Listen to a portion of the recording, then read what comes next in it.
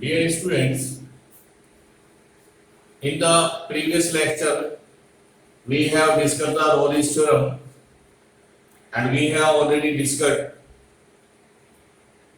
some examples to verify the Rolle's theorem. In continuation, we are taking a new example. New example is verify Rolle's theorem for the function in the given interval, and function is x minus 1 into x minus 2 into x minus 3, and a closed interval is given 1, 3.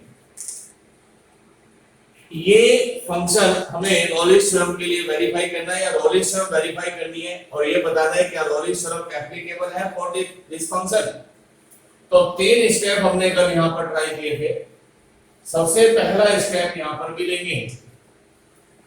तो if we multiply all these three factors, so we will get a cubic equation या cubic polynomial. So it is clearly verified that the given function is a polynomial, and we know that every polynomial is everywhere continuous and differentiable. So यहाँ पर हमें इसकी continuity और differentiability check करने की जरूरत यहाँ पर नहीं होगी, तो हम सीधा यहाँ पर इसको continuous और differentiable लिख सकते हैं। तो पहला पॉइंट है कंटिन्यूटी और पॉलिनोमियल फंक्शन ये वेरीफाई हो चुका है, तो यहां पर लिख लेंगे f(x) first point f(x) is continuous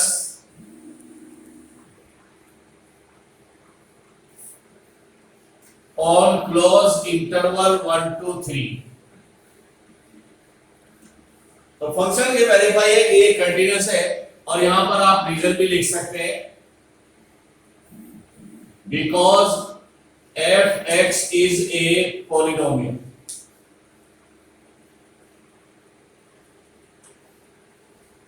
तो पहला पॉइंट वेरीफाई है। Second point is f(x) is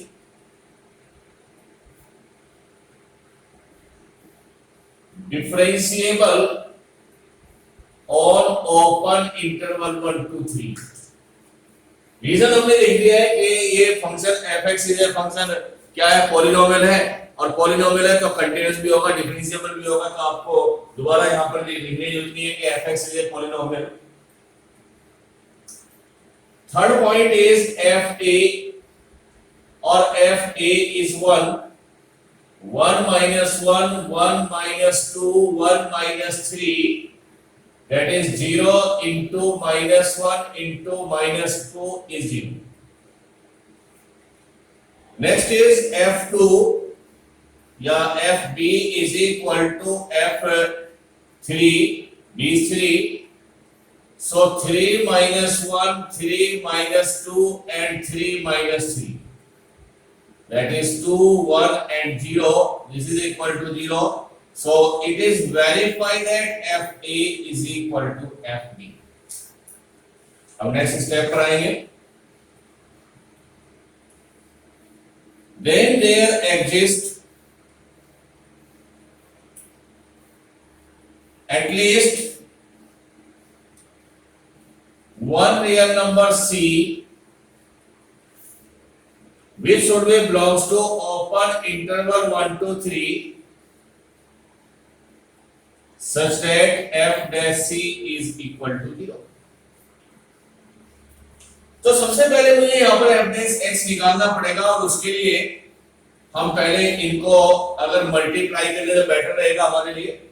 तो पहले इन दो को मैंने मल्टीप्लाई किया, x² minus 3x plus 2 और into x minus 3। इसको भी मल्टीप्लाई करूंगा तो x³ minus 3x² plus 2x minus 3x² plus 9x minus 6, that is x³ minus 6x² plus 11x minus 6।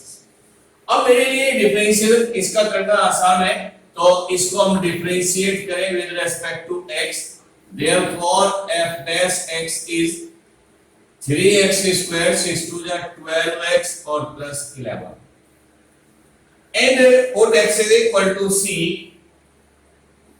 So f dash c is 3c square minus 12c or plus 11 and put f dash c is equal to 0. So 3c square minus 12c plus 11 is equal to 0. Factor करेंगे 3 into 11 33 और यहां पर हमने notice करना है क्या ये c की वैल्यू इसे सॉल्व हो जाएगी.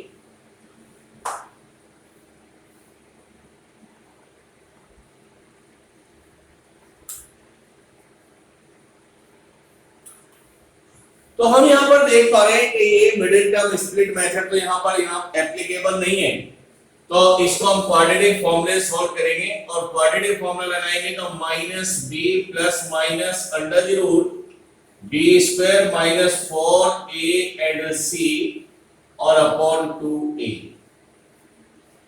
b is minus of minus 12 plus minus b square is 144 minus 4, a is 3 और c is 11 और upon 2 into 3. So 12 plus minus under root 144 और minus 4 3 is 12 और 11 132 upon 6.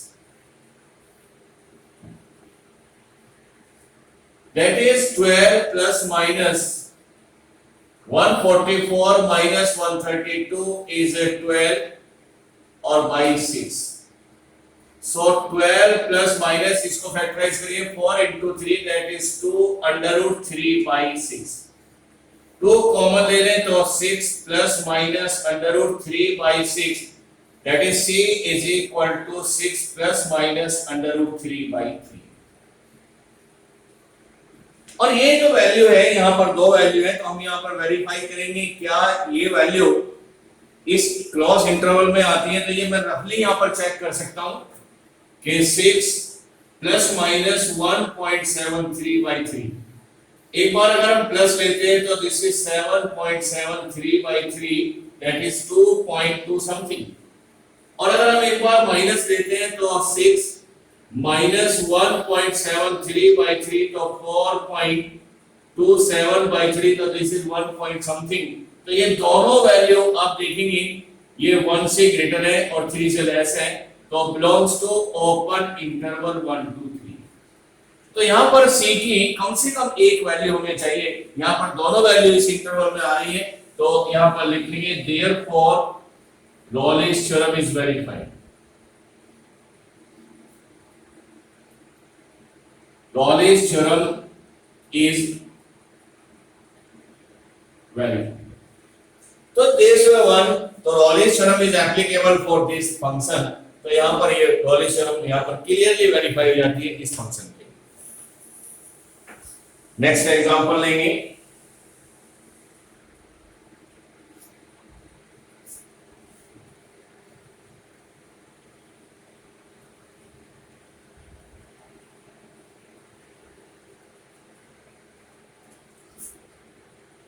Example 5 is fx is equal to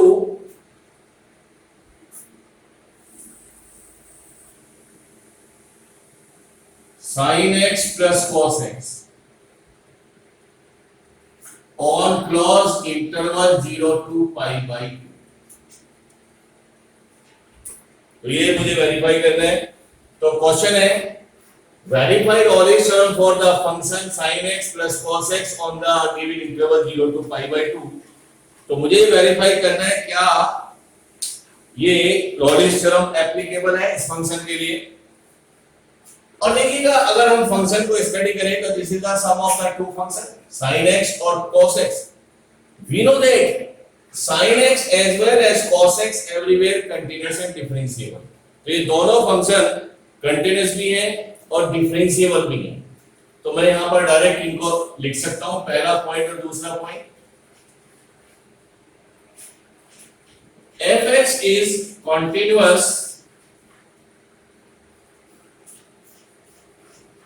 on closed interval 0 to pi by 2 because fx is sum of two continuous functions।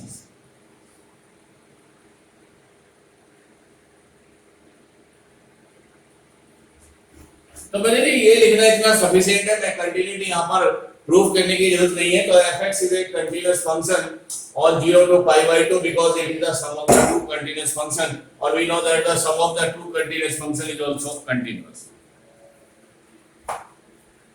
Second point is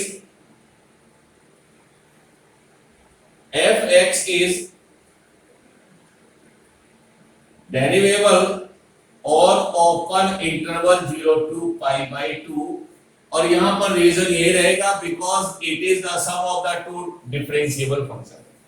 ये दो differentiable function का सम है, तो इसलिए इनका सम भी क्या होगा, डिफरेंशिएबल होगा। तो ये भी हम डायरेक्ट यहां पर लिख सकते हैं। थर्ड पॉइंट है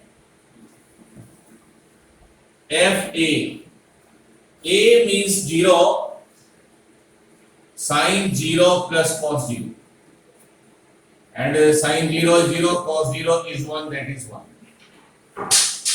Second, fb is equal to f pi by 2 sin pi by 2 plus cos pi by 2, sin pi by 2 is 1, cos pi by 2 is 0 is 1, और यहां से वेरीफाई हो जाता है। therefore fa is equal to f। Third point पर आएंगे। Then there exists at least one real number c belongs to open interval 0 to pi by 2 such that f dash c is equal to 0। ये statement है, और इस statement को यहां पर हम वेरीफाई करेंगे। तो सबसे पहले आप इसको डिफरेंशिएट करें। fx is given sin x plus cos x, differentiate with respect to x, और differentiation is very simple. Differentiation of sin x is cos x, और cos x का differentiation minus sin x। Now find out fc, तो put x is equal to c, that is cos c and minus sin c, but we must take f dash c is equal to 0, लेकिन हमें यहां पर लेना है f dash c is equal to 0। so cos c minus sin c is 0, cos c is equal to sin c, cos c का divide कर दीजिए तो 1 is equal to sin c upon cos c, that is 1 is equal to tan c। और tan मैंने इसलिए लिया है क्योंकि अगर मैं cot लेता हूं तो cot की जनरल वैल्यू मेरे पास नहीं होती यहां पर, तो tan की जनरल वैल्यू अवेलेबल है, तो यहां पर इसलिए मैंने इसको tan लिया है। तो tan c is equal to 1, और tan c is equal to tan pi by 4। तो मैं केवल यहां पर प्रिंसिपल वैल्यू ले रहा हूं, चूंकि अगर प्रिंसिपल वैल्यू लेता हूं तो c is equal to pi by 4, और this pi by 4 lie between 0 to pi by 2, so lie is in this open interval। तो c की एक वैल्यू मेरे इस इंटरवल में, ओपन इंटरवल में लाई कर जाती है, तो therefore Rolle's theorem is verified।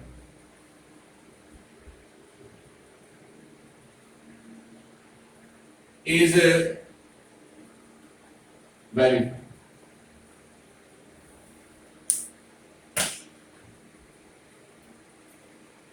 Next example is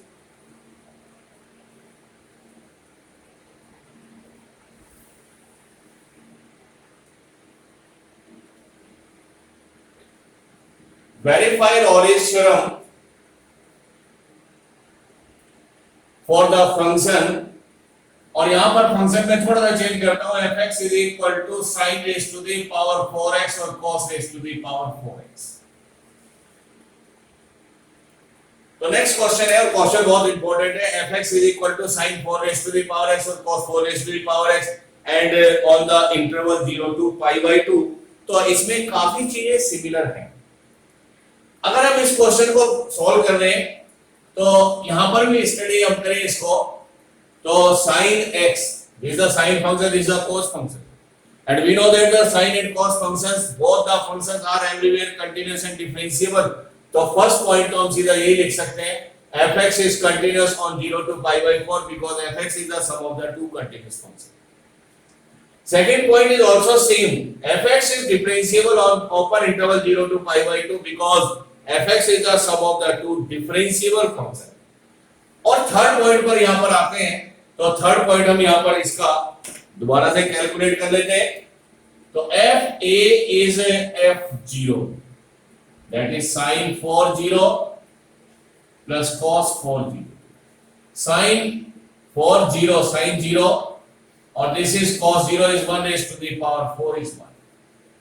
Similarly fb is f π/2, so sin 4 π/2 plus cos 4 π/2, sin π/2 is 1 raised to the power 4, cos π/2 is 0 is 1। So therefore f0 is equal to f π/2। And similarly next step हम लेंगे यहाँ पर, then there exists at least one real number c belongs to open interval 0 to π/2 such that f dash c is equal to 0। तो इसके लिए पहले हमें निकालना है f dash x, और हमारे पास fx गिवन है sin x raised to the power 4 plus cos x raised to the power 4। मैं इसको ऐसे लिख सकता हूँ, sin raised to the power 4x means sin x raised to the power 4, cos x raised to the power 4। Differentiate with respect to x, so f dash x पहला differential power के लिए करेंगे according to x raised to the power n, तो 4 sin x raised to the power 4 minus 1। फिर chain rule लगाएंगे तो differentiation of sin x is cos x। Similarly in this step पहला differential x raised to the power 4 तो 4 x raised to the power 4 minus 1, फिर cos को differentiate करेंगे तो minus sin x, that is 4 sin cube x into cos x plus minus minus 4 cos cube x और into sin x।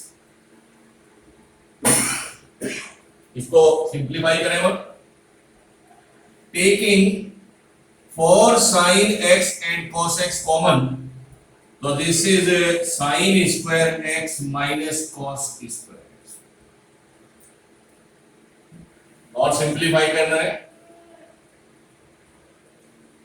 इसको मैं यहां पर एक फॉर्मूला यहां पे बना देता हूं और इस 4 को ब्रेक कर देता हूं, 2 into 2 sin x into cos x, और यहां पर एक आइडेंटिटी बन जाती है cos square a minus sin square a, तो यहां पर मैं माइनस कॉमन लेता हूं और cos square x minus sin square x,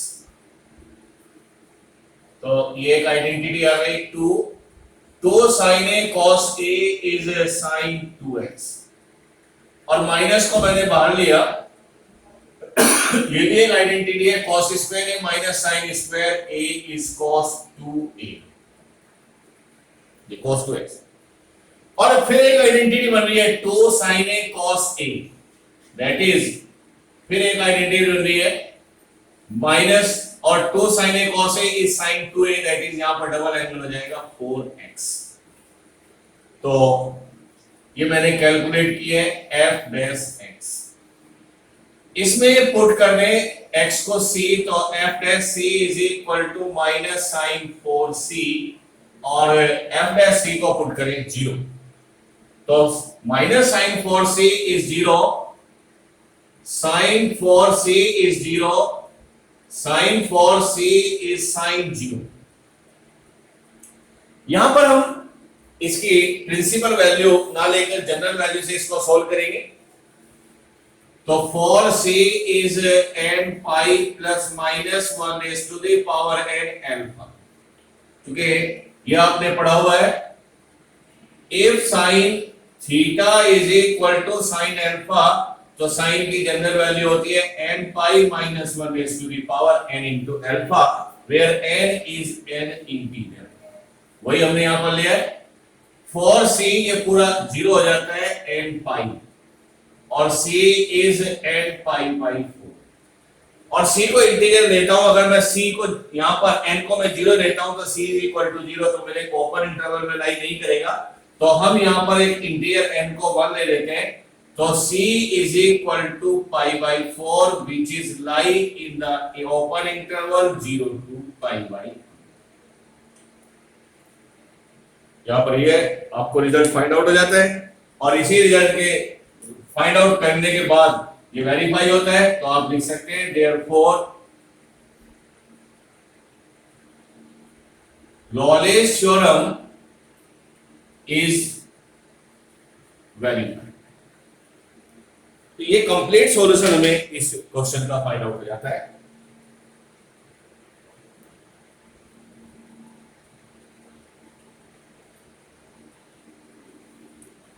एक नेक्स्ट क्वेश्चन और ट्राई करते हैं।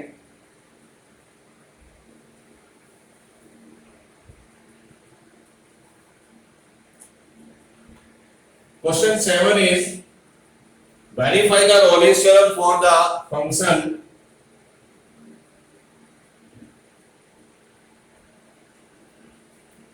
fx is equal to x minus a raised to the power m into x minus b raised to the power n in the interval closed interval ab, and where m n are natural numbers।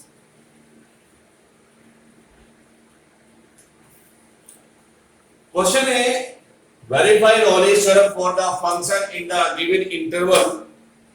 Interval given है a to b, function है x minus a raised to the power m और x minus b raised to the power n, और ये verify करना है। यहां पर ये सबसे इंपॉर्टेंट पॉइंट है, m n are natural number. तो अगर m और n नेचुरल नंबर है, तो ये जो पावर है ये आपके पास नेचुरल नंबर है, तो इनका जो प्रोडक्ट है 100% वो एक पॉलिनोमियल। तो ये सबसे बड़ा इंपॉर्टेंट पॉइंट है कि ये वेरीफाई कर देता है कि ये एक पॉलिनोमियल है। तो जब हम यहां इसको सिंपलीफाई करेंगे क्वेश्चन को, तो पहला पॉइंट और दूसरा पॉइंट हम डायरेक्ट यहां पर लिख सकते हैं।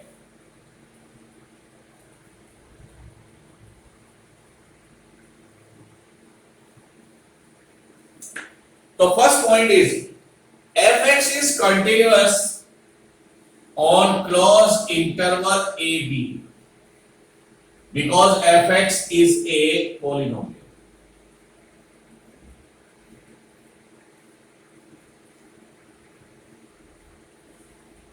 ओके, फैक्टर्स है, दो फैक्टर की जो पावर है वो नेचुरल नंबर है, और नेचुरल नंबर पावर है तो मल्टीप्लाई करेंगे तो हम ये क्या आएगा, एक पॉलिनोमियल हमें फाइंड आउट होगा। Second point is also verify that fx is differentiable on open interval ab, और रीजन यही रहेगा because fx is a polynomial, because polynomial everywhere continuous and differentiable।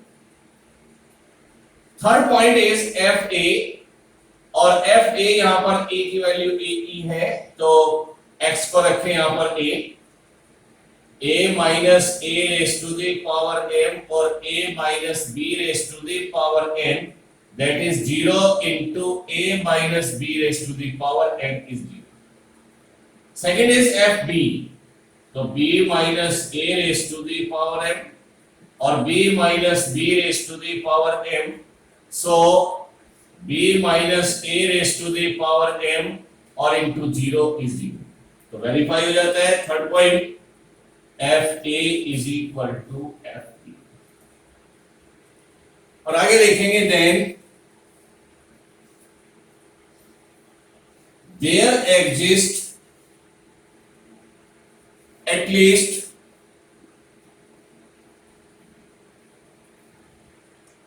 one real number C belongs to open interval AB such that f dash C is zero. f dash C के लिए पहले मुझे f dash x find out करना पड़ेगा, फिर उसमें हम x को सब्स्टिट्यूट करेंगे C. तो given function f x is x minus a raised to the power m or x minus b raised to the power m, and differentiate it with respect to x. तो f dash x applying product rule, x minus a raised to the power m इसको differentiate किया तो n x minus b raised to the power n minus 1, और इस पर दोबारा chain rule लगाया तो x minus b का differential 1 plus x minus b raised to the power n as it is, और इसको डिफरेंशिएट किया तो m x minus a raised to the power m minus 1, और फिर इस पर हम चेन रूल लगाएंगे x minus a पर तो उसका डिफरेंशियल आएगा 1. इसको सिंपलीफाई करें, x minus a raised to the power m minus 1 और x minus b raised to the power n minus 1 यहां से कॉमन ले लें तो x minus a raised to the power m minus 1 और x minus b raised to the power n minus 1. n एक factor यहां से आपको बचेगा x minus a, और m और यहां से एक फैक्टर आपको मिलेगा x minus b. तो x minus a raised to the power m minus 1, x minus b raised to the power n minus 1, इनको मल्टीप्लाई करें तो nx, na, mx and mb.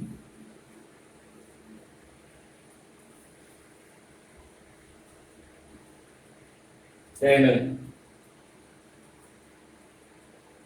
f dash x, x minus a raised to the power m minus 1, x minus b raised to the power n minus 1. इन दोनों को यहां पर हम combine करते हैं और यहां से इन दोनों में x हम कॉमन लेते हैं, तो टेकिंग x as कॉमन तो this become m plus n into x और माइनस na माइनस mb. ये डिफरेंशिएशन मुझे फाइंड आउट हुआ है. अब हम पुट कर देते हैं इसमें x को c, तो f dash c is c minus a raised to the power m minus 1, c minus b raised to the power n minus 1 and m plus n into c minus na और minus mb, and put f dash c is equal to 0.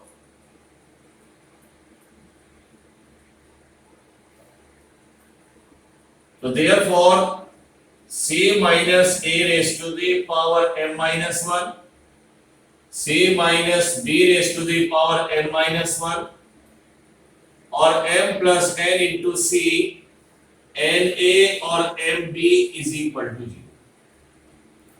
तो यहां पर तीन factor हमें find out होंगे. First factor है c minus a is 0, दूसरा factor है c minus b is 0 और तीसरा फैक्टर है m plus n into c minus na और minus mb is equal to. तीन वैल्यू यहां से हमें मिली. c is equal to a और यहां से मिला c is equal to b, और these two value does not belongs to open interval ab, क्योंकि open interval ab में all values belongs to open interval ab which lie between a and b. तो ना तो इसमें a include है ना इसमें b इंक्लूड है. अब इसको लेके देखते हैं. m plus n into c is equal to mb plus na, और यहां से c की वैल्यू हम निकालते हैं mb plus na upon m plus n, और ये वैल्यू श्योर है कि ये बिलोंग करेगी किसको, ओपन इंटरवल ए बी को। Why by section formula internally, और सेक्शन फॉर्मूले में हमने पढ़ा हुआ है कि अगर सेक्शन फॉर्मूला है mx2 nx1 upon m plus n, तो ये एक वैल्यू है और सेक्शन फॉर्मूले में ये इंटरनली का रिजल्ट है, जो ये वैल्यू x1 और x2 दोनों के बीच में लाई करती है। तो ऐसे ही यहां पर कहेंगे बाई सेक्शन फॉर्मूला।